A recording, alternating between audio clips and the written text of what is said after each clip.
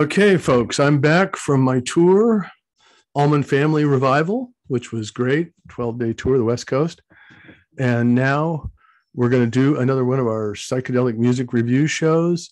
And we're going to feature three albums that came out in 1967, 1968, and 1969. And these three bands or artists changed the sound of music through psychedelic music. Now, you think of the Stones, the Beatles, the Yardbirds, maybe even Deep Purple, had psychedelic sounds in their rock music. They kind of flavored it. Okay, these guys, they don't have any sitars. They don't have any orchestras. They don't have any, overdubbing or massive producer. It's just the sound or sitar, any of that stuff. They just have the sound of their music, and they mixed it with psychedelic, and they created a genre. So let's get to the show right now, and you'll see who these artists are. Screen share. Here we go. Share. Okay, get rid of this. Okay. And I got my laser pointer going here. I can. There it is. Laser pointer. Okay, so here we are. So, psychedelic soul. Okay. Psychedelic soul music, 1967. Psychedelic rock music, 1968. And psychedelic jazz, folk, rock with a taste of classical in there, 1969. These are all more or less debut albums by these guys, at least for these sounds. So we've got the Chambers Brothers with the psychedelic soul. We got Iron Butterfly with psychedelic rock. And we got It's a Beautiful Day. You could even call it, well, a folk, jazz, rock with a taste of classical. It could be an early prog album, I believe. Okay, so here's the three records that they came out with. And we're going to go to the next slide. And we're going to hit the Chambers Brothers right off the bat here. So the Chambers Brothers came out in the 50s, and they were kind of a, a cappella group, and they played instruments, and they probably were doing the Chitlin circuit, and they were probably doing stuff like theaters in New York. And here you can see in this middle slide right here that they're kind of not psychedelically dressed. They're doing rock and roll. They don't have the Chambers Brother logo on their drum yet, so they're probably playing the Apollo or someplace like that. So around 1967, they got psychedelicized, at least the way they dressed and the way their music sounds. And so here's some pictures of them from that period. And there's three different Chambers Brothers. There's Joe Chamber, Lester Chamber, who's a lead singer, and Willie. So that's the Chambers Brothers, and they're going to do a change. Now, this next record that they came out with was a breakthrough record. And you could say it's proto soul psychedelic. I don't think it's funk. I think it's more soul with psychedelic tendencies, but the one song on it is the one that just changed everything. The name of the album is The Chambers Brothers' Time Has Come Today. And I really think it might be a little political statement or a, 1968 where black and white guys are playing together. There's one white drummer, and, there's this civil rights movement, and, the black artists are now playing in front of white audiences, and it's been accepted. So that might be what they're referring to as Time Has Come Today. But when you listen to the record, it's an 11-minute song. It's totally psychedelic. It's really trippy. It has some great cowbell stuff in it. And it's just a highly unusual song, super popular. It stood the test of time. And it actually, the top 100, the album, I believe it was in 68 or 67 because the album stayed on the charts for a while. In 68, actually, I think it was released in 68. It hit number 11. So, and it did really well in the United States. And the album itself was the single hit top 30. So they crossed over. Now this other record that you're seeing here came out in 1969. I'm just going to hit it. Love, Peace, and Happiness. It once again, they tried to rekindle that the vibe from Time Has Come Today. And They Love Peace and Happiness is a 15-minute song, the whole side of the album recorded in the studio, but it just it didn't do too well in the charts. It hit like number 80 or something. So it just, it wasn't the follow-up that they expected, but so we're going to move on to the next slide. So they were now well accepted in the Fillmore circuit. Winterland, they're headlining Winterland. They're playing up here at the Fillmore. That does say Chambers Brothers right there. You can definitely read Brothers. And they did many shows at Bill Graham's Fillmore East, Fillmore West. They're in the circuit. This is a show, Shout, this album. This is a live album they produced, which didn't have either of these kind of hits. It was more soul music. And I'm going to go back to Time Has Come Today. They have People Get Ready is another song that Lester Chambers sang, and Jeff Beck and Rod Stewart covered it later on in the 80s. And it's a great song. So there was two really solid songs on that record, that first record. And so they're playing at Stanford Frost Amphitheater here. And this album came out in 69, but it just didn't have the impact of Time Has Come Today, because that is just such a great song. And here they are playing, and now they got the Chambers Brothers logo. They're dressed hip. They're playing in 68, 69.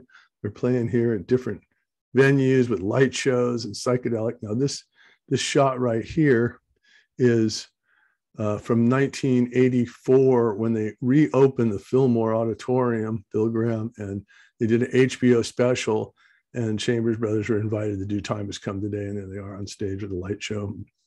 And so the amazing thing is that now a few of these guys have passed away. One of them had a bad diabetic problem. But Lester Chambers is still alive. Imagine a guy who played music in the 50s is still producing concerts today. And he did a bunch of shows. Well, he works with this band called Moon Alice, and here they are up here. Roger McNamee is the leader of the band. And there's a bunch of great musicians, guys from the Starship, guys that play with Phil Lesh. And this is Lester and his son now singing backup vocals. Lester, there's Lester. And these shows here that are playing at, this one was the 2009 West Fest, which was 50-year celebration of Woodstock. And it was at, or maybe it was 40 year, and it was at Golden Gate Park. I did a light show, and they did Time Has Come Today. And now here he is with Moon Alice doing Time Has Come Today. And they also played the summer solstice shows out at Golden Gate Park. I mean, these are shows with like 50,000, 80,000, 20,000 people. It's the guy is still doing it, and he tours with Moon Alice and comes in and sings, People Get Ready and Time Has Come Today. So, my hat's off to this guy, super active musician and still selling a lot of records, or getting listened to. So now we've got, well, this is just kind of funny. The Chambers Brothers and Iron Butterfly and Sly and the Family Stone. Now, I think maybe Chambers Brothers opened the door for Sly and the Family Stone. And Sly and the Family, you might consider funk rock band more than a psychedelic rock band, or all three of those genres. So, but Chambers Brothers kind of were the first Black band to kind of have a huge hit and cross over. So Iron Butterfly is our next artist. And here they are. And their song is In-A-Gadda Da Vida. Okay. And these guys created, it's once again, it's a whole album side. And so let's get to that record. So here's the album cover. Now I do professional light shows, like psychedelic 60s light shows, Brotherhood of Light, original light show at the Fillmore. And I was fascinated as a kid with this album cover, and that's Joshua's light show from Fillmore East. And there's the back cover. And as you can see over here, In-A-Gadda Da Vida is a 15-minute song, and it's a whole one side. Okay, these guys are like a garage band that took psychedelic and they created like a riff, and a riff that a lot of the hard rock bands and the heavy metal bands of today consider it the original heavy kind of riff rock song. And then the singer, who, let me get his name, Doug Engel, which is the keyboard guy back here. And he, okay, there he is right there. He is, he's got that bassy voice, kind of like Ozzy Osbourne, or he's got this metal voice. It's not metal, but they opened the genre to driving rock, and they, real heavy drums, real heavy keyboard, and real heavy guitar. And then of course the driving vocals. And In-A-Gadda-Da-Vida is still super popular. And this thing hit Billboard #4. I know it's gone platinum 4 times platinum, because when this thing hit, it did really well in the United States. It did like the top 100, but 11 on the top 100, almost made top 10, the album. But it did all these other countries like Germany and England. It charted really well. And then they kept touring. Doug kept touring with maybe different musicians, but he kept the sound. And I think he kindled, the Iron Butterfly spirit, and people kept buying the records that it went 4-time platinum, which kind of blew my mind when I read it in Wikipedia. Now, we don't always trust Wikipedia, but like my Wikipedia page, Brotherhood of Light, needs some updating. So I'm not saying Wikipedia is the greatest thing in the world, but that's where I get the information. So hopefully it's somewhat correct. All right. So now here's some other shots. And so once again, this album was just massive. There they are at the Fillmore East. There he is singing. And there's the Liquid Light cover, which actually this album came out in 1968, and this had to be filmed before so they must have played there before the album was released, and got pictures. Now, this is their second album, which is really psychedelic, but it just never really went anywhere. And then this is a live album, and I have no idea, never listened to it. I had In-A-Gadda-Da-Vida. I loved it. And there is Engel again. And, he created this rock genre, which these guys do these hard rock shows, and they consider this band to be one of the influential hard rock or proto rock bands of the early 60s or late 60s. Okay, we're going to go to the next slide. And here's some posters. You can see where they played. And, they've done some, Canned Heat and the Youngbloods. Those are two really popular bands. This 1968. They're headlining because they had the hit record. And then this is a show that I did in 97. And it was a reopening of the Maritime Hall. And it was Greg Allman was a headliner. Iron Butterfly was a second liner, and Zero Hour House Band, which is kind of a Grateful Dead jazz sort of combo band, opened up. And then the following year, Greg was scheduled to play again, and Chambers Brothers were on the bill. So, they were still doing shows, and, and they did Time Has Come Today, and it was fantastic. So, they carried through. Okay. So now we're going to go to It's a Beautiful Day. Okay. This is our next band. Now they recorded this record in 1968. It came out in 1969. They were already playing the Fillmores and Winterland. They might have been even touring at that time. They were an established band, and they had the time to record the record and then put it out a little bit later. And I think that's why it's such a great sounding album. So we're going to move to, okay, there's the album cover. There's the back cover with the bird. So It's a Beautiful Day. And there they are, a promo shot. And it's David LaFlame and Linda LaFlame. They're married, and David LaFlame is the leader. That's him right there. That's obviously Linda, the only woman there. And they're still together, and they're still playing to this day.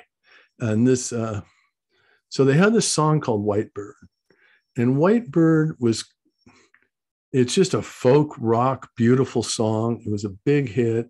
It has male and female vocal, and David's violin. Now, David played violin for the Salt Lake City Orchestra, and then he moved to Seattle, or what, I don't know if he moved there, but he was in Seattle. They formed this band, and they came to San Francisco, and he produced this record. So when you get, a guy that's already a classical musician comes in and produces a record influenced by folk, jazz, and psychedelic, the album, this is a great album. It's got a lot of strong tracks. Like, unlike the other two albums I've already reviewed, there's only one or two really good songs in those records that are really long, that are classic, that stand the test of time.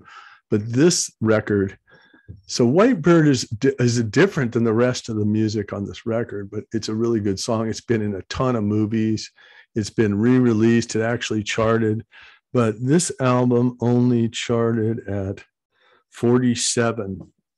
But it was, these are FM rock bands, and they toured around playing these Fillmore style venues. So they were making a decent living, And so we're going to get into this, a couple songs on this, which I'm going to read on my list here. So the song Bombay Calling is a really cool song. It's got a great organ riff to start out and a violin riff. And lo and behold, Deep Purple basically took that riff and made the song Child in Time out of it, and orchestrated it into a completely different heavy rock song. And so as I was doing my research, I realized that It's a Beautiful Day opened up for Deep Purple.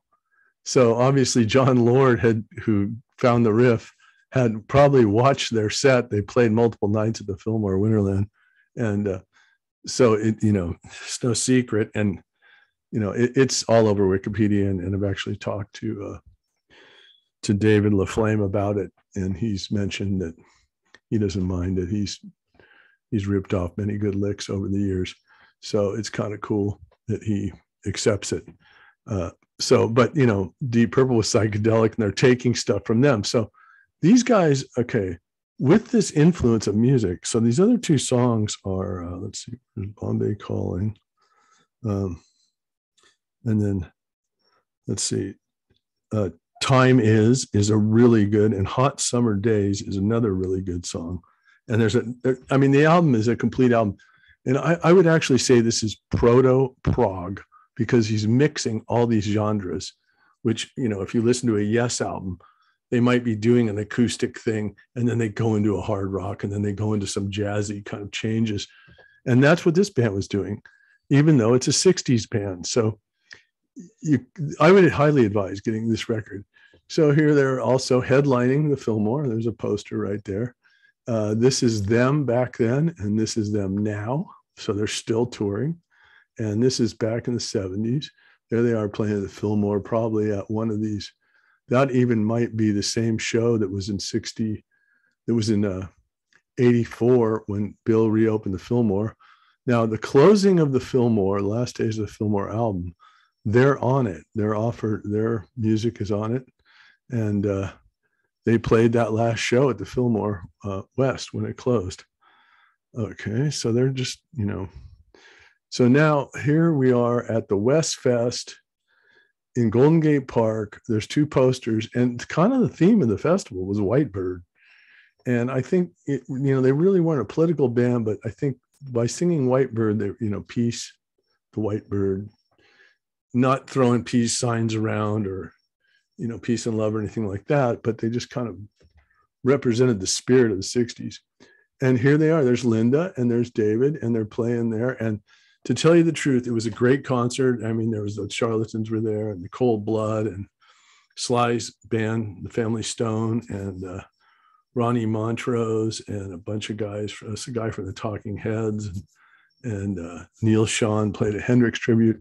But these guys stole that show, man. They just kicked ass at that concert. They did a bunch of stuff off that first record, and they were just fantastic. And a lot of people would agree with my opinion on that. So there's, it's amazing that all three of these bands have had one album that was a hit, and it still drives them through today. Now, of course, the guy from In the God of Davida is dead, but he's actually outsold everybody. So, you know, they're still driving hard, and they're still considered by the rock people very pioneer in the sound of rock. And I'm going to go to the last slide here. So here's a show I did in 2017, which is 50 years of the Summer of Love. And we did a show at the Fillmore, which is still open. In fact, I did a show there 4 days ago with the Almond Betts Family Revival. So it's a great venue. And actually next week, I'm going to do my concert experience, my 5-day tour of the West Coast at the Winterland Theater, the Fillmore, and in Las Vegas at the new Virgin Theater, and also this corporate we did at the Fox Theater in Redwood City. And I'm going to have a whole series of slides and photographs of everybody that played, and we're gonna get that as a concert experience next week. Really looking forward to that show. So this is what I did with this one. I used the album cover, and then I took these birds and I keyed them in front, and then I made them flapping through a program I have that does movement. And they're doing Whitebird, obviously. And I can't remember the other song they did. This was like, had Quicksilver and had, you know, people doing Jefferson Airplane and stuff like that. And McAmee was there, and then he did a Beatles thing at the end. It was a 70s tribute show for the Rex benefit. So we're going to go stop share, go back to me. And well, I hope you guys enjoyed it. I hope you learned something about these three bands that all had this one record and one song in some cases that just drove their career. It was more than a one-hit wonder, but they all changed the genre. And these three records are very important to what was to come in the 70s and the 80s to change music. You know, they took psychedelic and they took their roots and mixed them together and made progressive music. So I hope you enjoyed the show. Tune in next week for the Almond Family Revival Tour, Chris's concert experience. Thanks, everybody. And I've been getting a lot of shares lately. I've been getting a lot of views lately, so I really appreciate it. So we're going to stop the recording. Signing off.